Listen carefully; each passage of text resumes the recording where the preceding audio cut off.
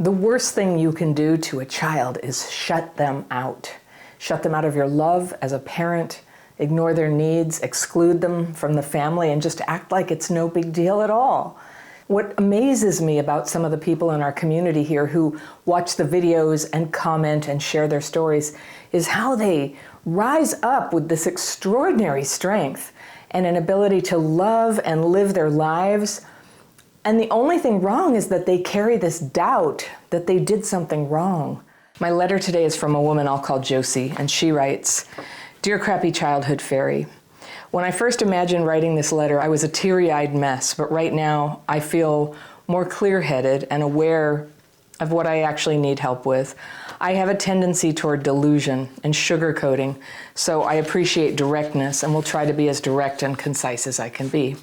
All right, I've got my fairy pencil. I'm going to circle what Josie tells me here, and then I'll go back on a second reading and respond to that. But let's read through and see what Josie's got going on.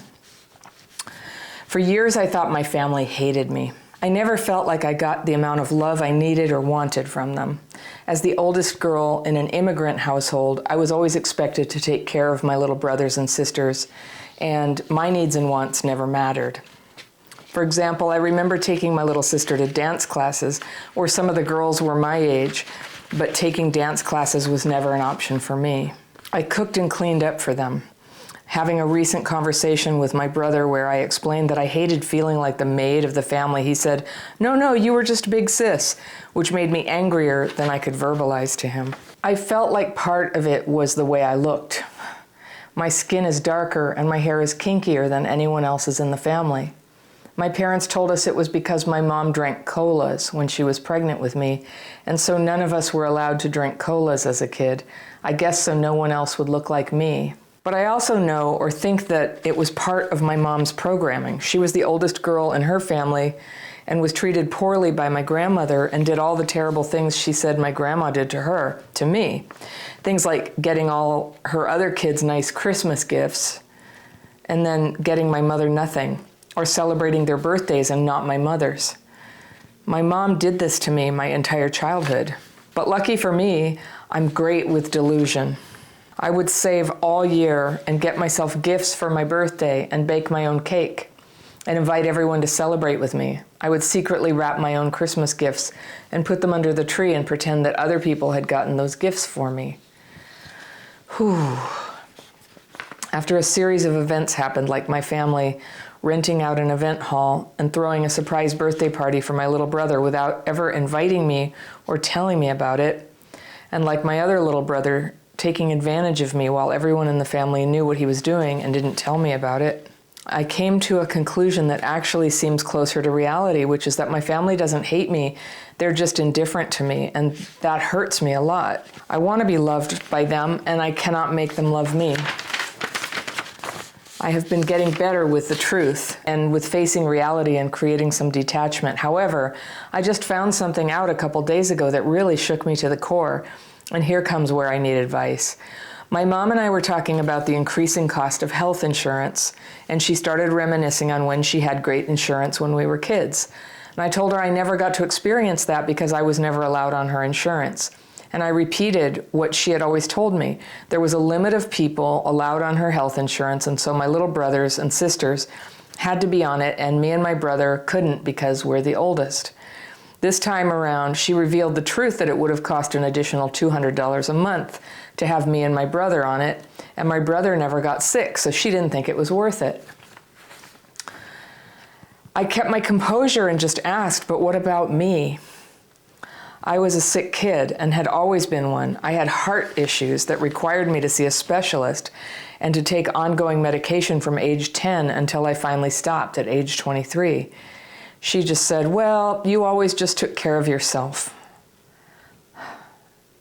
I kept the conversation going, but the next day at my new job, I couldn't concentrate. Tears kept welling in my eyes, and I felt myself getting sick. I took a walk and tried the techniques I've learned about finding what's going on with me because I often don't know, and I broke down on my knees. I ran to the bathroom for cover, but I kept picturing teenage me scrambling to figure out how to pay for my prescriptions. how I used to wait for my doctor to come out during his smoke break and beg him to write my refill prescriptions for me because I couldn't afford the office visit. When he told me one of my parents would have to come in for my next visit, I stopped going to him completely and started going to free clinics and just seeing if they would write a prescription for me. They'd think it was for some STD and tell me I needed an office visit, but when they saw it was ongoing care for my heart, they'd often just write it. I got so sick one time at school, but already had more medical bills than my $7 an hour could pay for, and just told my friends and roommate to let me die. It was food poisoning, and I survived, but all the memories of what not having health insurance meant for me as a child came rushing back, and I found it hard to think or concentrate on my work. I also got physically sick. It could be a coincidence, but I've gone through this enough where I recognize what heartbreak can do to my physical well-being. Now here's where I need your advice, Anna. For the last few months, I've been in a terrible financial situation and have just finally gotten a great job where I'll make more money than I ever have. My family issues and my broken heart about it has a tendency to overwhelm me and hijack my brain. What should I do that I can keep a clear heart and mind and do work without being overtaken by emotions over the lack of love I feel from my family and the world? I also don't have any friends or romantic interests, so I'm really starting at ground zero. Those relationships often mirror my family dynamic. How can I start to have a family of my own and make friends? I'm 36 and scared that I will become irrevocably broken if I don't control how I approach life or handle heartbreak. I guess what I really need to know is how can I be less sensitive to heartbreak or have a less fragile heart? I know sound advice might be to stay away from the people who hurt you, but my family's very important to me, even if I'm not important to them. I live 1,000 miles away, but I think of them often and constantly long for us to be closer emotionally. I don't think they do the things they do intentionally to hurt me, though my mom has done lots of intentional stuff to hurt me. Wait a minute. It's confusing to me. There it is. When I was moving away last time, she threw a going away party for me and invited my siblings and cousins. The only thing is, she told everyone it was a surprise, but she never invited me or told me about it. So when I moved away, no one was around to see me off, and no one would answer my call, and I felt like I was being cast out. It's one of those memories that's really hard to believe, but I have several more stories just like that one. She told everyone that I must have forgotten. She told me, but how could I have forgotten that? Yeah. If I drank, it'd be easier to believe that she forgot to tell me and all her other excuses, like why she's never visited in 7 years, but I don't like to drink when I'm sad. My mom is a sensitive spot for me because I just always really wanted a mother, and my mom never had a connection to me. But I have stories about my siblings and dad too. My dad introducing me with a disclaimer that his other daughters are pretty and have light skin, or even my ex who did something humiliating to me last time I saw him, maybe to get back at me for breaking up with him. He's pretty much the only non-family member I speak to, and he's been a good friend, or maybe not. I don't know actually, but he's there. Basically, the people who are important to me also dysregulate me with all these emotions and memories. If I can't get rid of them, is there anything I can do to maintain myself and be productive at work? I'd really appreciate your advice, Josie. You know, I got this letter and I was like, oh, it's long. I'm going to ask this person to cut it down, but I read it. I can't really do without a word of it to understand this tender person. And I'm very moved by this, and I know you are too out there. This is really terrible. This is like some things I'm familiar with. Some of it I went through as a kid, but nothing like this magnitude. And this is what amazes me about you, Josie, is that you're just asking, like, how can I still keep loving them and get on with my life? And it's a beautiful question. And I know a lot of people would just be like, categorically, you cannot keep having contact. So let's break that down. You thought they hated you. You never got the love you needed. No, you did not. You were the oldest girl in an immigrant household, so you were expected to take care of everyone. I was the oldest girl. We weren't immigrants, but it was alcoholism. And I did have to take care of the younger ones. And they just overlooked my needs, but that's about, yeah, I could say parallels, but just the extremity of this is just so heartbreaking to me. And so taking your sister to dance classes, and there were older girls your age there, but you didn't get to have the lessons. Nobody ever discussed that. And also, you know, by then, whatever age that was, you had already figured out, like, don't even ask, don't even ask, don't ask about it. It's just how it is. And then this thing about you believe it's partly because your skin is darker and your hair is kinkier than anyone else in the family. And I wondered about that because it came up again that your dad would introduce you as, you know, the other sisters are pretty and light-skinned and you're not. That is just so abusive, and trying to introduce their, you know, just putting self-hatred on you for your skin. I mean, when you have a little child, their skin is something you love like it's your own, you know? You never want them to get hurt. You never want them to think less of themselves. So what the heck were they doing here? All right, I'm going to float a little theory here. I don't know. You know, it's so messed up that, like, sometimes I wouldn't introduce something, but is it possible you have a different dad? Is that way your parents are acting like they just tolerate you, but they won't really take care of you? I don't know. It's not an excuse, but I'm just wondering, you know, if your appearance is different. So they have some kind of internalized racism, I take it. And then they said it was because your mom drank colas when she was pregnant and then nobody could drink it. Oh my gosh, you know, it could make you dark, which is just the stupidest thing I ever heard. And then, yeah, and I see why it hurt you. You know, we have to avoid being like your sister. And then it was part of her programming. So this was really part of the mystery, is that she was treated the same way. She was overlooked. She was cast out. When you said you feel like you've been cast out, honey, you were cast out. This is like the actual thing.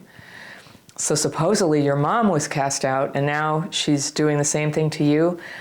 Nobody who's right in the head does this to their children. I'm just saying, like, even if it happened to her, it's not right. Like, I had a lot of stuff happen to me, and I didn't do it to my kids. The birthdays, yeah. This thing about parties, like not inviting you to your brother's party. And then at the end of your letter where you say they had a going away party for you and everybody was invited but you, like, this is some serious malicious BS going on. And I don't diagnose people, but this is one of the signs of narcissism, a certain kind of narcissism, and it does seem like that could be something going on where there's like no empathy at all. But what's interesting about you is your strong spirit, my goodness. So you said, lucky me, I'm great with delusion. And you're just like a poster child for the rest of us to demonstrate, yeah, that's what we do. Like, we see love where there is no love.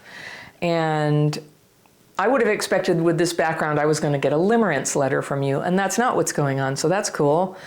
But it's like you have magical thinking about your family, about somehow, like you really want the completion of having the love of your family and especially your mother, and you're not able to reckon with this realistically. And so that was kind of the theme here, is you said, I have a tendency toward delusion and sugarcoating. So yeah, but I understand that. You know, it's called Pollyanna-ish, and being a Pollyanna, and Pollyanna brought a lot of positivity to some very down people. So it's an archetype that I've always loved myself, and it's a superpower that you can bring to things, and then it becomes dysfunctional. It doesn't mean you can never be Pollyanna, but you have to use critical thinking. So I'm just looking at this situation with your family, and they just sound really, really awful to you. Like, they seem to have a great time together, but they are awful to you. And something is wrong with people who do that. It seems like your siblings were maybe conditioned by your mom to treat you the same way she did. That's what happens. You got black sheeped, right? Gosh, though, I can hardly put my words together. I just feel so heavy and sad about this. I'd love to see you get free of the idea that there's something that you can do to make them love you. Clearly, there's nothing you can do, because it's not about you, it's some trip. So I've heard that sometimes narcissist parents, they will really hate on the child who has the same gender because it's competition, yeah? So I don't know, nothing really makes sense here. And I think the commenters might be able to, you know, suggest something they perceive in all of this. Okay, this got me, the insurance. Okay, this is where it just sort of goes surreal. So you never had insurance and you were talking about it and you thought it was because she couldn't, like there was no way she could, it wasn't allowed, but it was allowed. It's just that to have that many kids, there was going to be what's called a copay. It wasn't you personally who cost more. It was the cost of having however many kids she had. It wasn't you.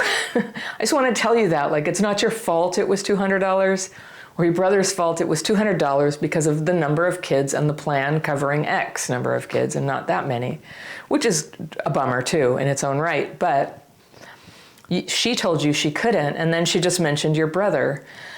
And I'll tell you a secret. This happened with my mom when she was dying. She had not like lost her lucidity, but I said something about I needed to take time off from work because I wanted to see my family. And she looked at me all weird. And I said, what? She said, I just never thought of you as having a family.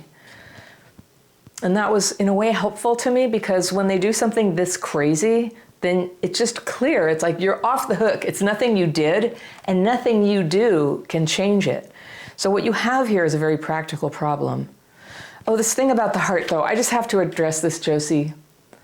That she didn't insure you when you had a heart defect and that you had to go use your $7 an hour wages to get heart medication is like so far beyond the pale, I can't even believe it.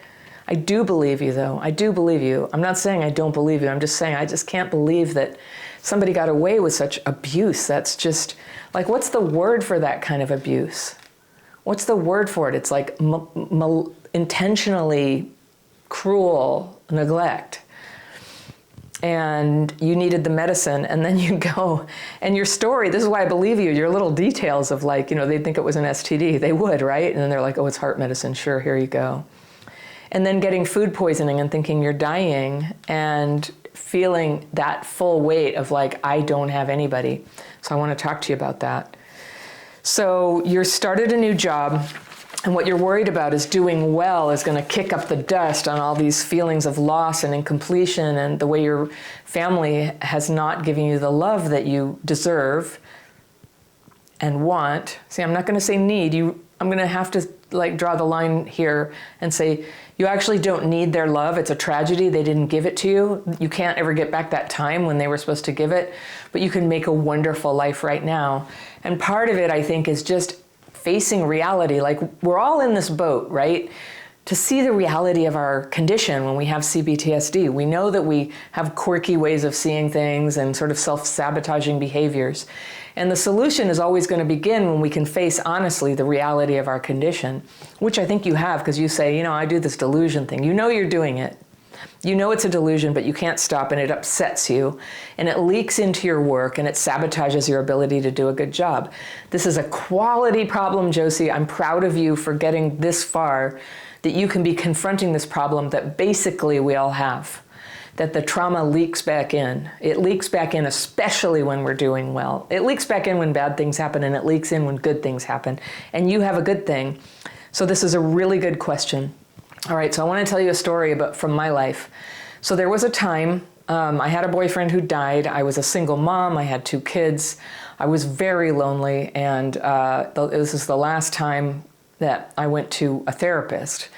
It didn't end up being helpful, but I do remember something helpful that she said, or something enlightening that she said. I was crying and saying, I was in the hospital 14 times for major surgery. Most of the time I had no visitors. Most of the time I had nobody to drive me home. The look on the face of the nurses when they'd be like, well, don't you have somebody who can come and get you? And I didn't.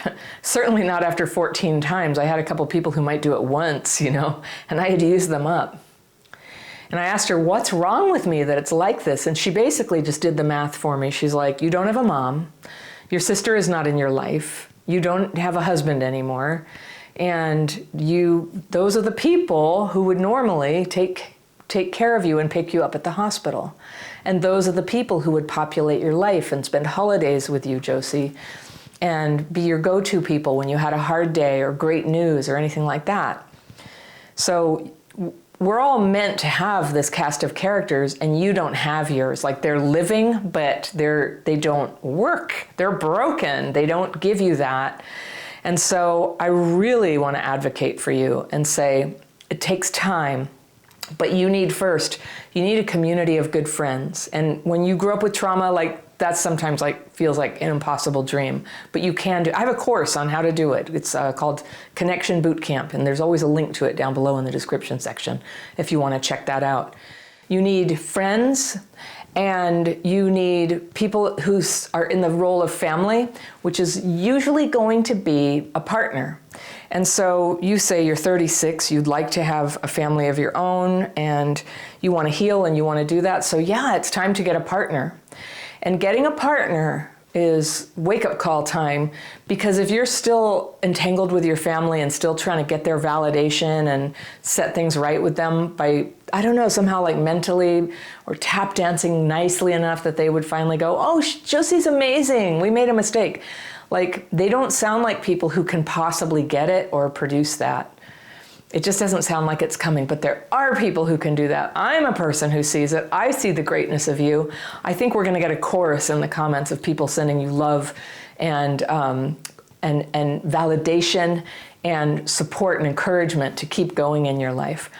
So this thing where it leaks back in, it's like thoughts that creep into your mind and they intrude and they give you a huge emotional reaction, and then you're all dysregulated and you can't do it. So you're like, oh, the people I love dysregulate me. Well, yeah, it's not just the dysregulation though. It's the whole like terrible curtain that comes down on you when you are connected to those people, when you're connected in that special magical way where you want something from them. And you know what's going to happen. So just for the delusion, I'm just here to go, that thing where you think it's going to change, it's not going to change. You can have them in your life. Many people do. But a change of perspective can make it a lot less painful, where you go in knowing and you're supported by friends who are basically not literally holding your hand perhaps, but staying, like you're texting them, all right, I'm going to go in now. I'm going to spend half an hour with my mom. Can I text you when I'm done? It's called bookending.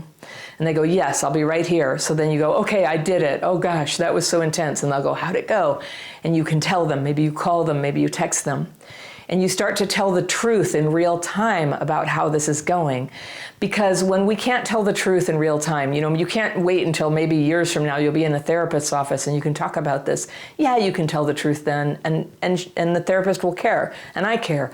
But in real time, you kind of need to not go into denial. That's what needs to happen here, because what they did to you, the pattern that happens to people, they lose their sense of self and they shut themselves down. And that's like a terrible thing. You don't want that to happen. I can really hear that you are in there. You are in there. You're not a shut down person.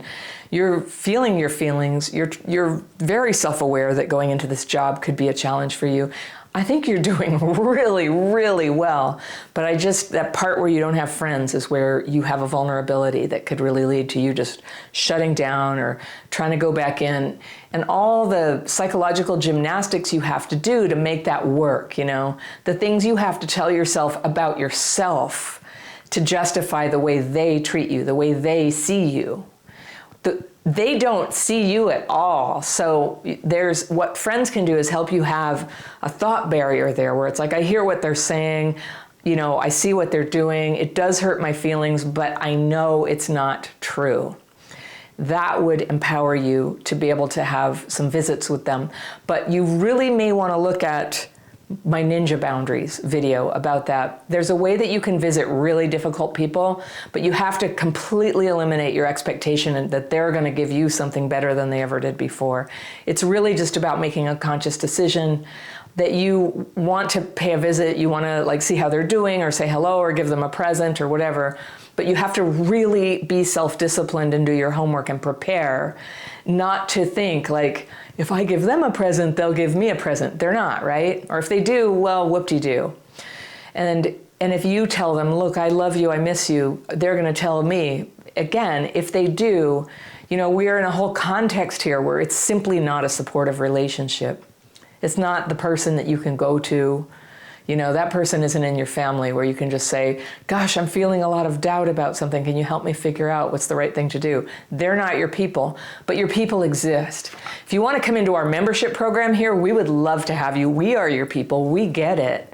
And we have a lot of strategies here for when you want to have a relationship with difficult people, or you haven't decided yet if you do, and you need time to test the waters and kind of see what you can handle.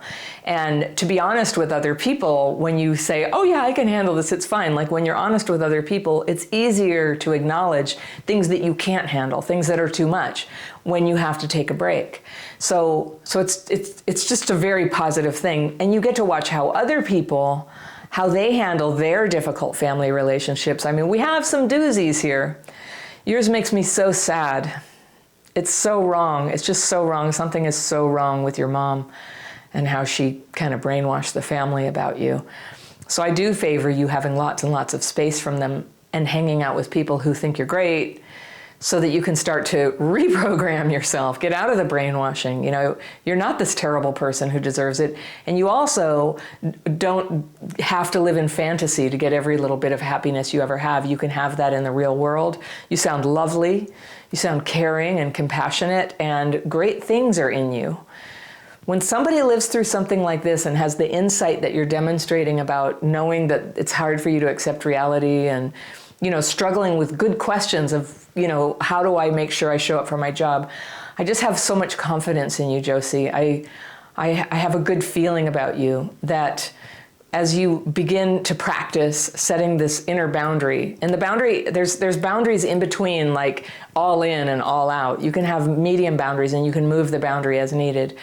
It's so good though when you have a boundary advocate friend, you know, who's there to kind of think this through with and help you stay real with yourself and not go into the la-la land where it's like, it's okay, I can tolerate any amount of abuse. It's okay. No, it's fine. Like, you don't want to let yourself do that. And so what's happening to you now is you have pain, you have more crying, you have more anxiety about it, and I think that's normal. It's normal. As we begin to face what really happened, there's going to be more feelings. And there's that wisdom of our beings, you know, our bodies and our minds and our hearts and our souls, they kind of know. It's like, oh, are we going to get some support now to look at this? Because I would like to tell you something.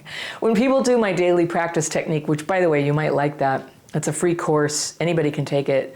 It's a specific writing technique followed by a meditation technique. And I don't know, you mentioned writing a meditation, so I think you know something about it, or maybe you have your own version, but it's what I started using 30 years ago and what helped me get out of, you know, just complete entrapment in my trauma-driven thinking and behavior. Got me a window open with fresh air, and then a door, and then I was out. And I still do it twice a day, because that's the nature of CPTSD, is it kind of creeps back in. And so you can support yourself. And I just encourage you, like, embrace the fact that those of us who went through something as hard as you did, it's a maintenance thing. We have to maintain. It didn't, you know, something did get injured, and there's so much of it we can heal.